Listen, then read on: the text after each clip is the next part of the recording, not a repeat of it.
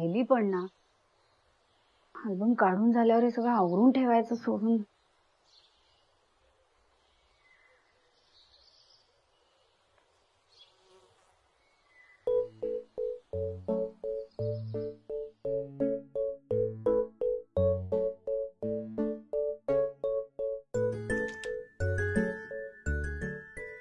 Bye. अरे वा, काय ग, हा आजीनं बालासाठी इलेला गरम अंगातला झबलाय ना. हे तुम्ही बरोबर ओळखलं. माझ्या आईने स्वतःच्या हाताने हा विणला माझ्या बाळासाठी. मी जेव्हा तिला माझ्या बाळाबद्दल सांगितलं ना, ती इतकी खुश झाली. तिचं सगळं आजारपण विसरून स्वतः त्या दिवशी जाऊन तिने ही लोकर आणली. तिने इतके लाड केलेत ना माझे या सगळ्यात. तिच्यामुळे मला आज कळतंय आई होणं काय असतं. बस आधी उठ. उठ उठ उठ उठ. ठेव अहो, मला हे सगळं आवरायचंय अजून. इथं आहे ना, या आईला घे. बस.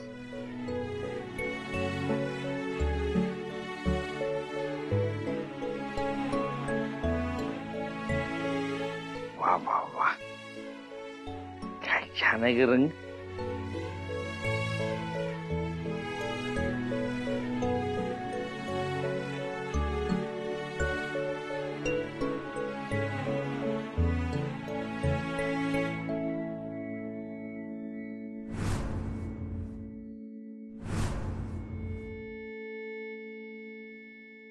बाई विचारू, हो बोला ना.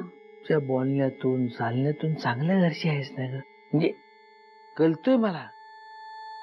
मग अशा चोऱ्या बऱ्या कशा पाय करते बाय? तुम्ही या पाकिटाबद्दल बोलताय ना? अहो नाही, ते अभयचं पाकिट आहे ना. अभय माझा खूप चांगला मित्र होता. आम्ही खूप वर्षांनी भेटलो आणि मग अचानक तो गेला. त्याची काहीतरी आठवण असावी सोबत, म्हणून मी ते ठेवलंय.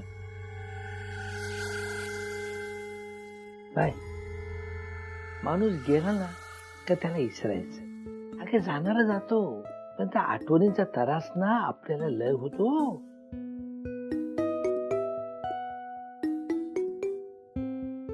बाबूराव, तुम्हालाही एक मुलगी होती ना? ती गेली तेव्हा तिचं वय काय होतं? तुला बोलू ना, माणूस गेला की त्याला विसरायचा असतो.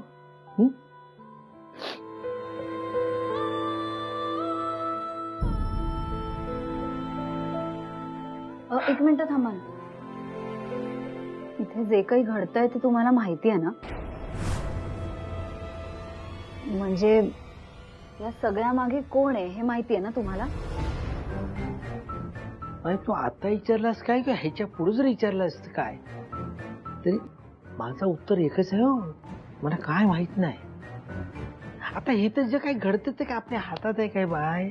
आपल्या हातात फक्त एवढाच आहे की आता ह्याच्यापासून सौताला वाचवायचा, काळजी घ्यायची. आणि तुझ्यासाठी बाबूर हाय ना काळजी घ्यायला बाय.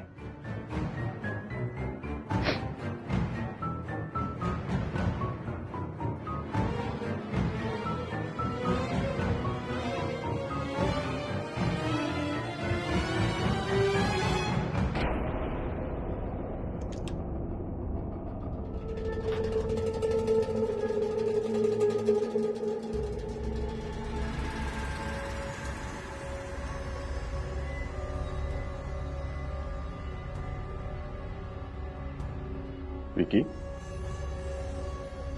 कुठे हरवला? काय नाही रे, गेले काही दिवस इकडे जे काही घडतंय त्याचाच विचार चालू आहे. परवा सुद्धा चांगली संधी चालून आली होती. ऐनवेळी तोंडाशी आलेला घास सटकला.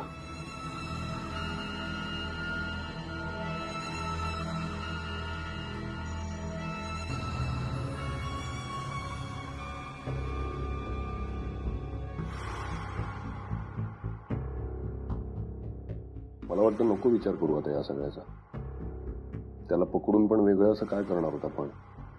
म्हणजे काय बोलतोस तू? मी माझ्या बाबतीत जे काही आहे ते बोलतो.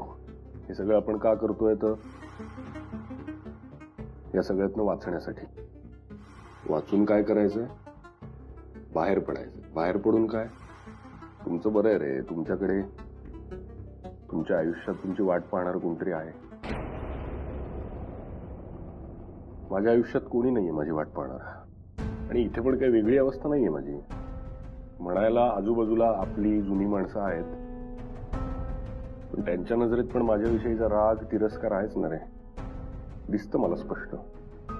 तो काही लपत नाही रे माझ्या नजरेतनं. मला ना राहून राहून सारखं असं वाटतं की मी या सगळ्यात काय आहे इथे. तू ज्याला कोणाला शोधतोय ना, तो मला सापडला ना, तर मी त्याला विचारणार आहे की बाबा, मँडीला मारलं, अभ्याला मारलं, त्यापेक्षा मला का नाही मारलं, माझा का नाही जीव घेतलास तू. मचाणावरनं पडल्यानंतर मला संधी मिळाली होती, पण तिथे पण वाचतो.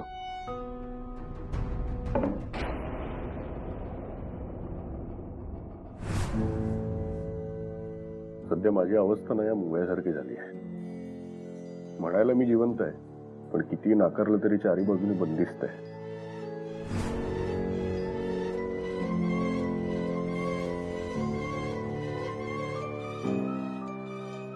सत्य,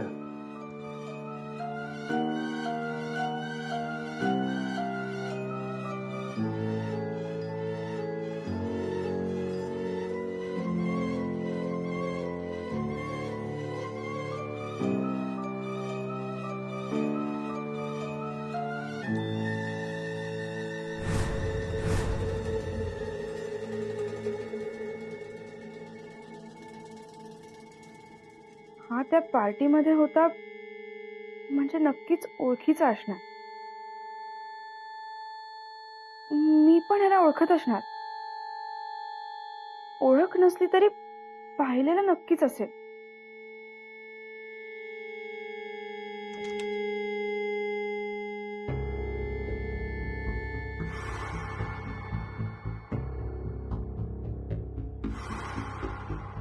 साहिल, हो, बोल ना. काय करतेस? काही नाही रे, हा व्हिडिओ एकदा परत नीट बघतेय.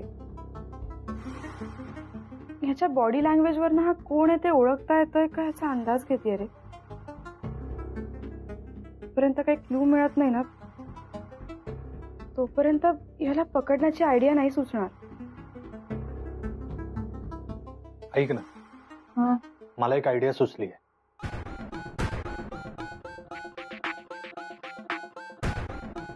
काय सांगतोयस? हो, पण यासाठी मला तुझी मदत लागणार आहे. अरे तू बोल ना, फक्त तू म्हणशील ते करायला तयार आहे मी. माझं एक काम करशील? सांग.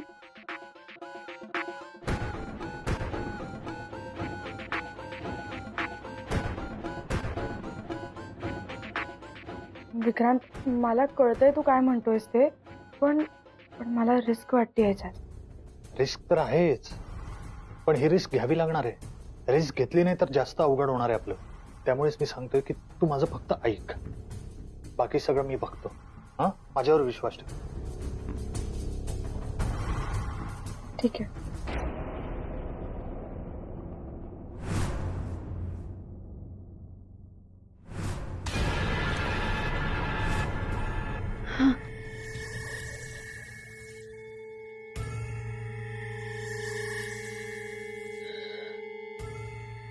काही नाही, काही नाही,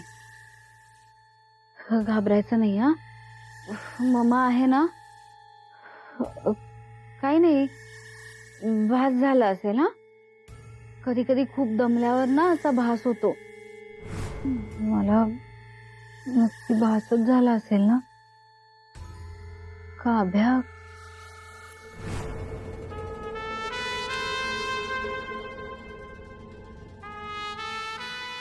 काय ग, काय चाललंय?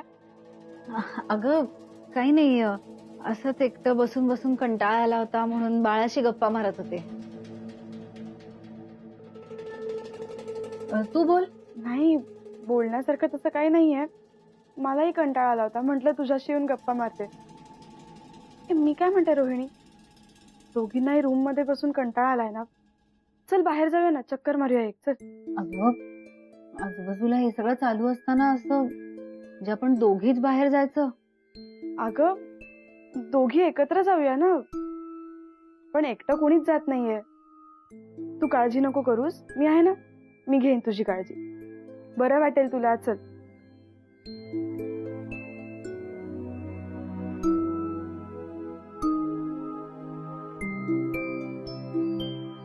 सावकाश. जरा बसूया आपण. थकली अशी ना, बस बस या झोपाळ्यावर बस. हो, मी तुला म्हणणारच होते, सावकाश. जरा थकल्यासारखं झालंय. सावकाश सावकाश. बरं वाटतंय? हो, फक्त बरं नाही, एकदम मस्त वाटतंय. एवढ्या दिवसांनी आज रूमच्या बाहेर पडलोय, तर कधी एकदा या रिसॉर्टच्या बाहेर पडतोय असं झालंय. होणार, तेही लवकर होणार. आपण आल्यापासून सतत हेच वाक्य बोलत एकमेकांना धीर देतोय ग. कंटाळा आला आता या वाक्याचा सुद्धा. मला माझ्या बाळाला या रिसॉर्ट मध्ये जन्म द्यायचा नाहीये ग. हे बघ, फक्त तुला बरं वाटावं म्हणून नाही, पण मनापासून सांगते मी, आपण लवकरच इथून बाहेर पडणार आहोत. हा,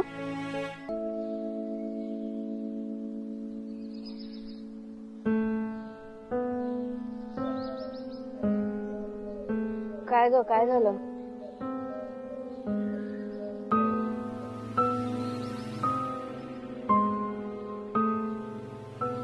नाही, काही नाही. काही बोलायचंय का? बोलायचं म्हणजे थोडं विचारायचं होतं. अगं मग विचार ना, विचार काय करते एवढा? सतेज असं का म्हणाला ग की तू प्रेग्नेंट नाहीयेस म्हणून?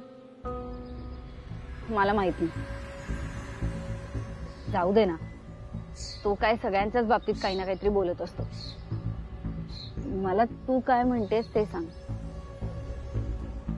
मी काय म्हणतेय म्हणजे तुझा माझ्यावर विश्वास आहे ना? अगं हा काय प्रश्न झाला रोहिणी? नाही, तू असं बोललीस म्हणून विचारलं. रोहिणी प्लीज असं काहीतरी समजू नकोस हा. मी फक्त विचारायचं म्हणून विचारलं. यामुळे परत एकदा आपल्याला कळलं की सतेज नेमका कसा आहे ते. अगदी माझ्या मनातलं बोललीस. मी हेच म्हणणार होते, जोवर आपण इथे आहोत तोवर सहन करायचं ग. इथून बाहेर पडल्यावर मला नाही वाटत मी त्याला कधी परत भेटेन. त्यालाच काय, आपण सगळेच परत कधी भेटू असं नाही वाटत मला. सगळ्यांचं जाऊ दे, पण आपण दोघी तरी एकमेकींना भेटू ना. हो, आणि आता मी फक्त तुझी मैत्रीण नाही हा, कोणाची तरी मावशी होणार आहे मी आता. भेटावं लागेलच ना. रोहिणी मला सांग, इथून बाहेर पडल्यावर तू नक्की कुठे जाणार आहेस? माहेरी का सासरी? नाही म्हणजे तुझा नवरा खूप त्रास देतो म्हणाली होतीस म्हणून विचारते. अगं नाही नाही, असं काही नाहीये. उलट ते इतकी काळजी करत असतात माझी. आता बघ मी इथे अडकली आहे ना, तिथे त्यांची काय अवस्था झाली असेल माझं मला माहिती. खोटं बोलतीयस तू. रोहिणी खरं काय ते सांग. हे बघ, मी इथे आल्यापासून बघतीये, काळजी हा विषय निघाला की फक्त तुझ्या आईची आठवण येते तुला. त्या दिवशी दचकून उठलीस तेव्हा सुद्धा मला मारू नका, माझ्या बाळाला मारू नका असं काहीतरी बडबडत होतीस. हे सगळं तू तुझ्या नवऱ्याला उद्देशूनच बोलत होतीस ना? हे बघ, बोल ना, तुझ्याशी बोलतेय मी.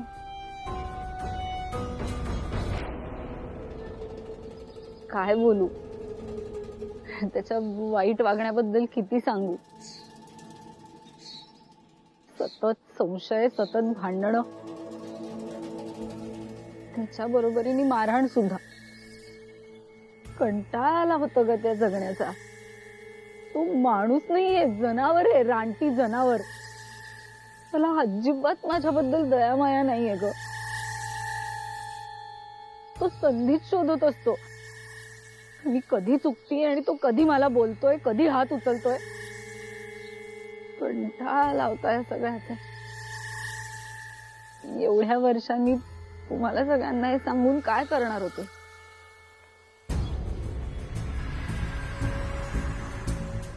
रोहिणी रोहिणी अगं एवढं सगळं घडत होतं आणि तू गप्प का बसलीस? माझ्या बाळासाठी. बरोबर आहे तुझं रोहिणी, पण हे बघ आता तुझ्या बाळाची जबाबदारी तुझ्यावरच आहे ना. हा, बाळाची काळजी घेता घेता स्वतःची काळजी घ्यायला हवी ना.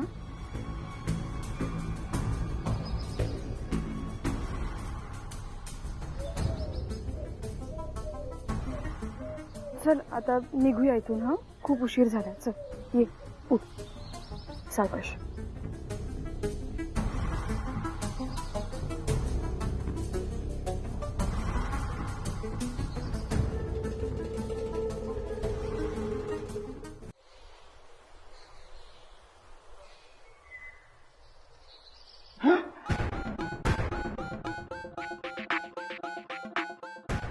अरे काय झालं? परत त्या माणसाचं घाणेरडं थोबाड डोळ्यासमोर आलं. मास्क बद्दल बोलतोय का तू? हो ना, डोळ्यासमोरून जायच ना कडे. हो, त्या मास्कच्या भीतीने आता झोप पण नाही लागणार. ये ठीक आहे, तुला काय घाबरायला वेगळं कारण लागतं का? हे खरंच मला खूप भीती वाटायला लागली आता. तुला भीती वाटायला लागली आता? अरे काहीतरी नवीन सांग ना गाड्या. कसं आहे ना, कुत्रा माणसाला चावणं हे काय नवीन नाही, त्यात काय बातमी नाही. पण केव्हा तरी माणूस कुत्र्याला चावला ही बातमी झाली. कसं याचं आहे, हे टीका केव्हा तरी कोणाला पण न घाबरता एकटा बाहेर फिरायला गेला असं आता होणार आहे का? नाही ना. मग छान बस ना जरा. गरमागरम बाबूराव स्पेशल चाय आणि बिस्कुटा बांधले हो. दोन बिस्कुटा घ्या म्हणजे जरा पोटाला आराम पडेल. हो घे. अरे वा विशेष नाही, तुमची पण चाय तयार आहे हो. थँक्यू.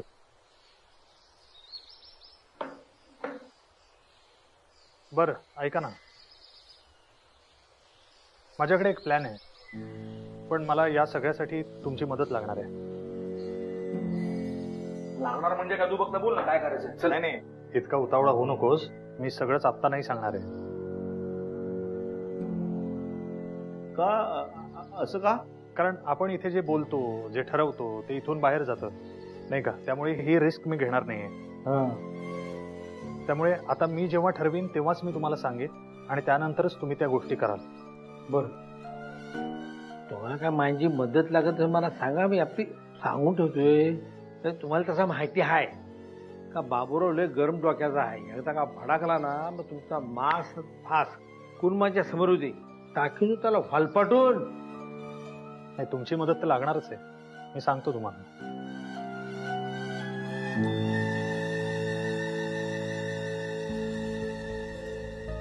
विक्रांत, मला थोडं बोलायचं आहे तुझ्याशी. काय झालं?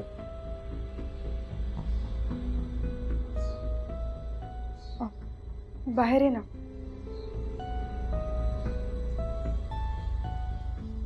अरे